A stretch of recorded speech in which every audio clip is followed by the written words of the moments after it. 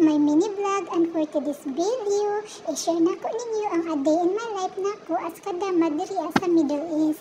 Anyway, nanghay-highlight ko sa mga nilabhan ako mga kauyat, kinagaba man naman dryer sa sulod, so di siya pwede ato sa sulod ihay-hay kay syempre magtulo na siya mga kauyat. So diri ako sa gawas, naghay sa akong gilabhan. Anyway mga kauyat, mga puti din akong gilabhan.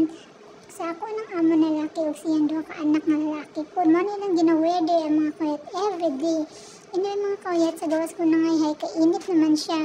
Pero medyo windy lang siya diri sa Qatar. So mga kauyat, as you can see, muna siya akong gikon mga kauyat. Gilabhan medyo dagan-dagan na dyan na siya mga kauyat. That is for 3 days lang mga kauyat kay akong amo every 2 days mag-ilis na siya sa akong mga alaga. So matingog mga kauyat kay syempre walay dryer. So antos lang sa tadiri sa gawas. Dali naman siya mauga mga kauyat kay init naman kayo diri. So di siya pareha sa previous nga kuan which is winter, wala jud kayo init, simbi medyo bugnaw. So ano siya kauyat mga kauyat, akong gikimpitan para di siya mulupad. Ano lang gud, diskarte lang gud mga kauyat para mauga ang mga nilabhan.